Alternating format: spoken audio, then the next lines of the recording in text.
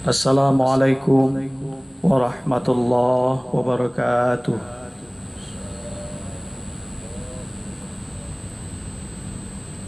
Alhamdulillahi rabbil alamin. Wa bihi nasta'in ala umuri dunya waddin. Ashhadu an la ilaha illallah wa ashhadu anna Muhammadar Rasulullah. Allahumma salli ala Muhammad wa ala alihi wa ashabihi ajma'in. Bapak, ibu-ibu, kaum muslimin dan muslimat sidang jamaah zuhur rahimakumullah.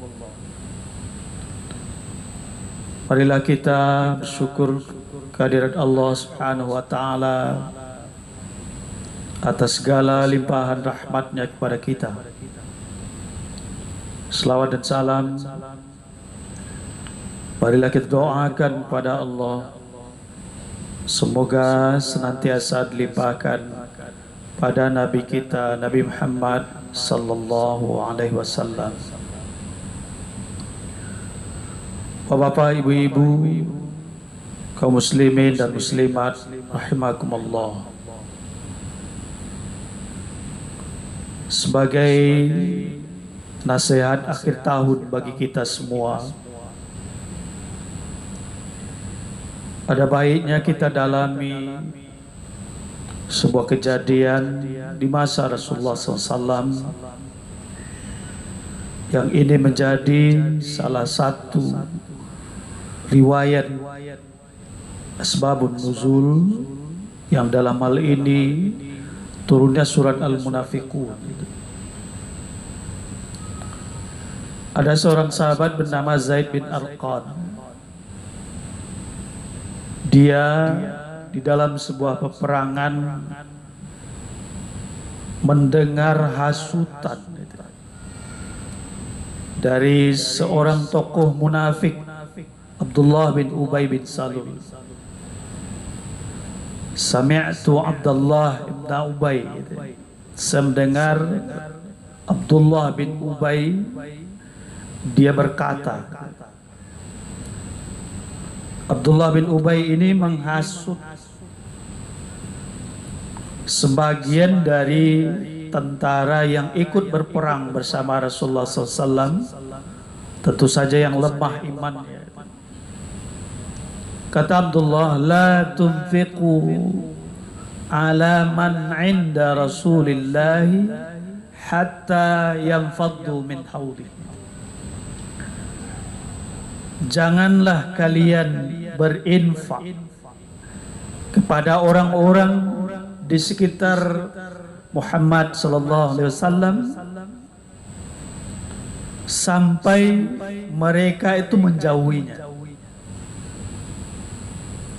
Jadi dia hasut ini kaum muslimin yang tentu saja lemah imannya agar tidak lagi loyal kepada Nabi. Sebab nanti katanya ketika kita kembali ke Madinah nanti orang-orang hina ini, Muhammad dan kelompoknya ini akan kita usir dari kota Madinah.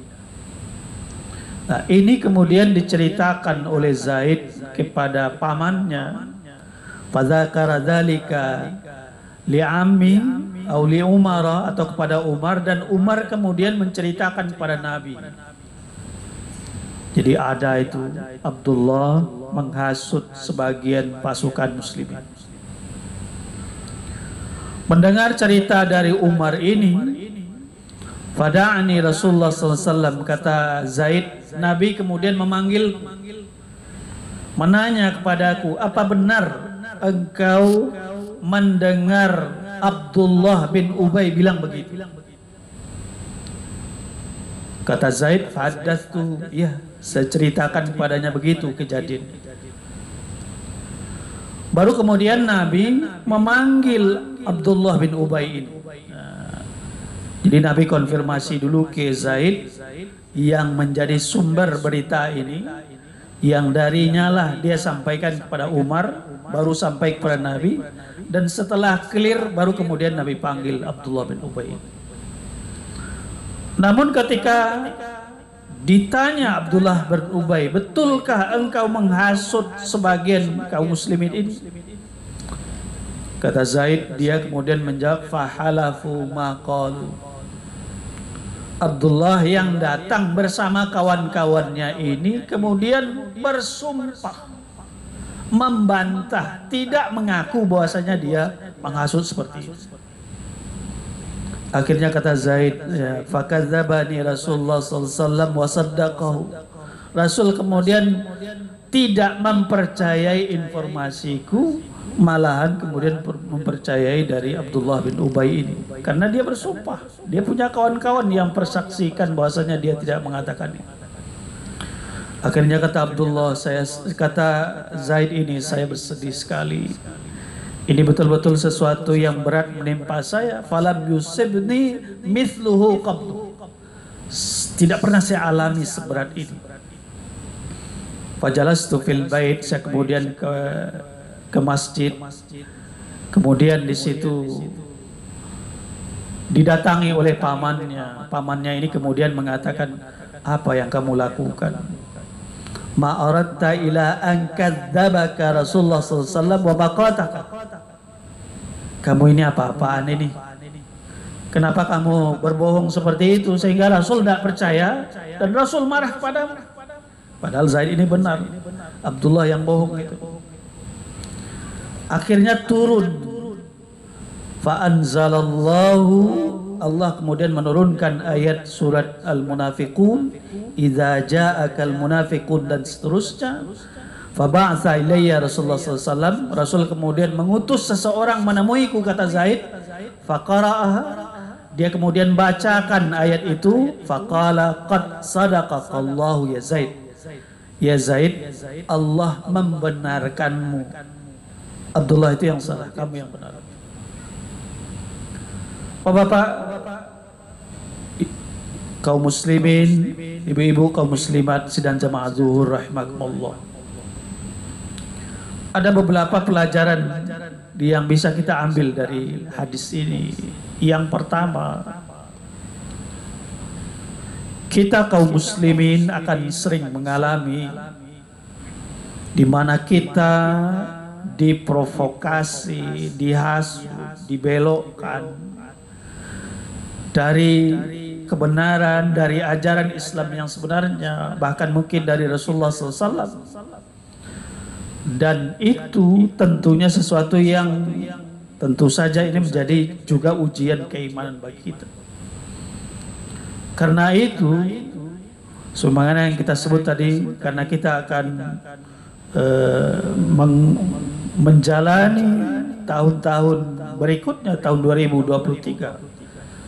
Walaupun sesungguhnya beda-beda waktu itu tidak sesuatu yang prinsip, bahwa kita memiliki tanggung jawab yang besar terhadap agama kita, bukan hanya menjalani rutinitas seperti ini, tapi lebih dari itu kita mendalami secara benar ajarannya, agar tidak mudah dibelokkan, disimpangkan, disalahkan, disesatkan oleh syaitan dan para pengikutnya, sehingga kita kemudian terjauh dari Rasulullah SAW.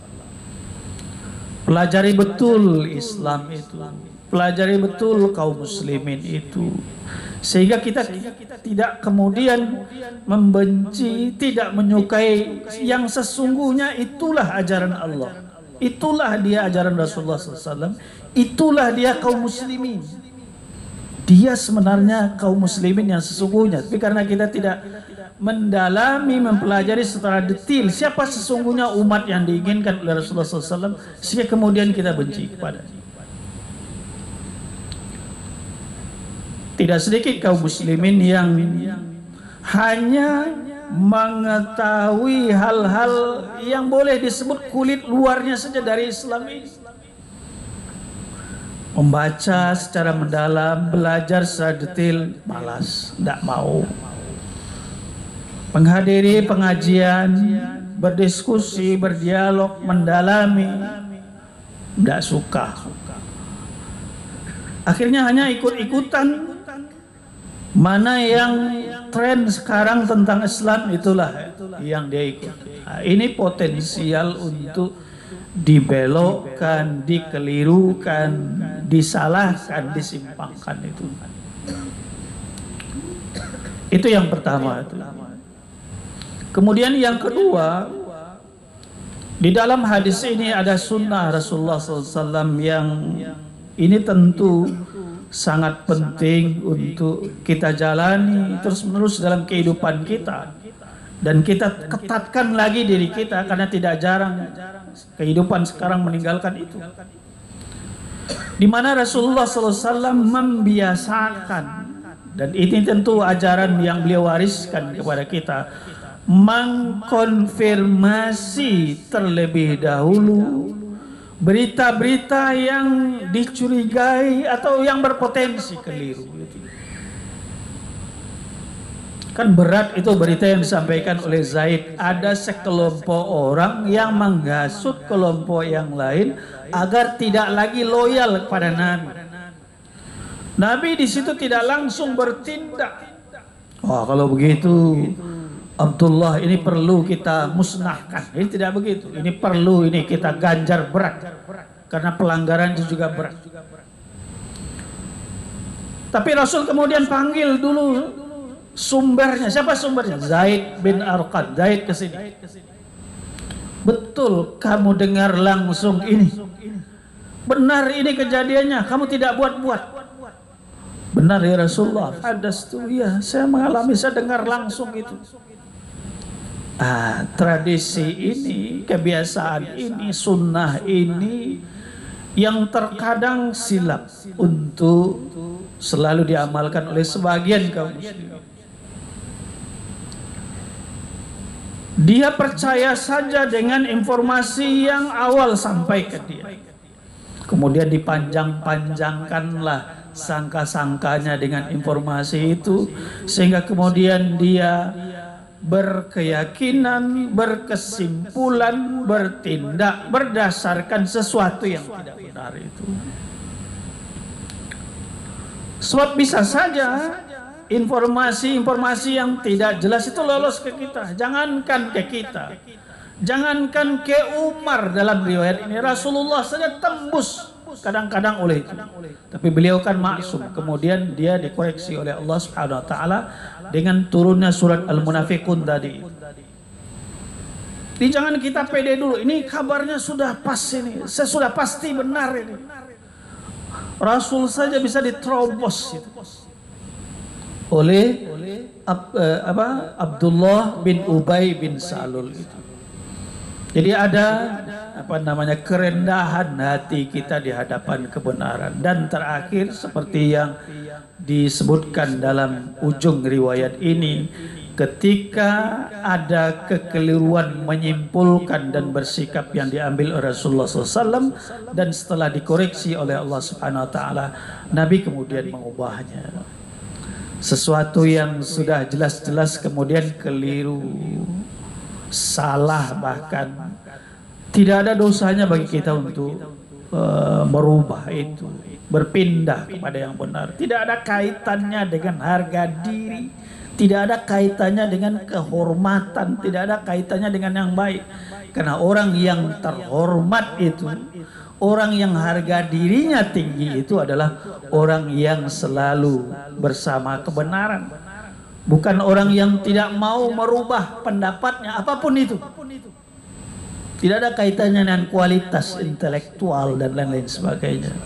Karena orang yang terhormat, yang berharga, yang tinggi nilainya itu adalah orang yang bersama kebenaran. Jika sebelumnya kemungkinan berada di daerah yang keliru, ada yang benar, cepat pindah ke situ. Semoga bermanfaat. Billahi taufiq wal hidayah. Mohon maaf atas salah dan khilaf. Assalamualaikum warahmatullahi wabarakatuh. Allahu akbar, Allahu akbar. أشهد أن لا إله إلا الله أشهد أن محمدا رسول الله